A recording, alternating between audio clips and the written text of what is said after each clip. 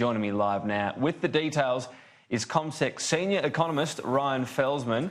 So, Ryan, these are obviously always keenly anticipated, the unemployment number, that figure the government will be desperately hoping is not ticking down. We've heard as well from the RBA saying that the real rate at which wages will actually go up is 3.5%, but we're a hell of a long way from that at the moment. Talk us through what we're expecting.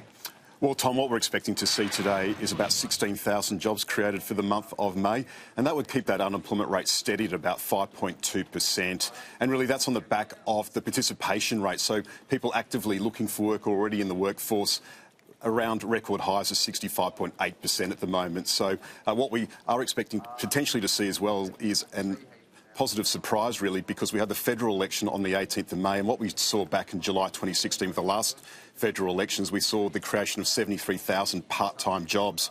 So really on the back of that, we're starting to expect really a positive surprise potentially on the back of this. All right, so we're getting that figure through any moment, I suppose. The thing to look at, as you mentioned there, yes, we're always looking at participation because more people trying to get that job always helps, even though it probably won't help wages much. But the full-time, part-time divide as well. I know there was some talk about a lot of part-time jobs being created with the election, of course, and all these people out there working a few days over that month. Well, that's right. So we've just seen the numbers released, Tom, and we've seen the unemployment rate at 5.2%.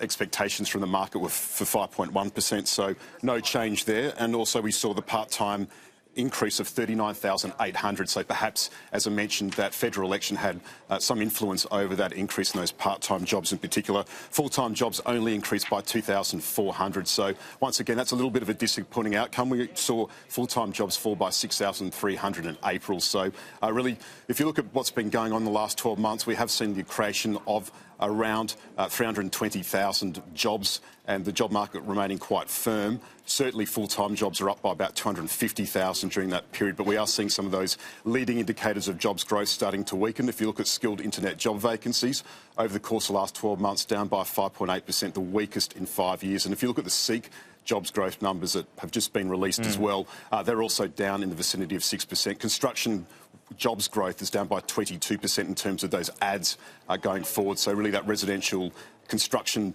boom ending is having some influence, particularly on construction workers, and they represent about 9% of the workforce. So when we talk headlines now, Ryan, I suppose, these pushes from the RBA, from the Productivity Commission, get some economic reform going, boost the economy, they're not going to go away. Well, that's right, Tom. Certainly what we need to see is a lift in productivity growth. Productivity growth at the moment is quite anaemic, and certainly those leading indicators of jobs growth is pointing to a little bit of a weakening in the jobs market. CommSec, in fact, does a report where we look at those unemployment numbers around the regions, and of those 87 regions, about 27 regions have an unemployment rate above 6% at the moment. In particular, unemployment is above 6% in Queensland, WA, South Australia and also Tasmania. So while New South Wales and Victoria and the ACT are doing particularly well when it comes to jobs growth, we are seeing weakening jobs numbers, particularly in the regions and also those mining-focused states as well.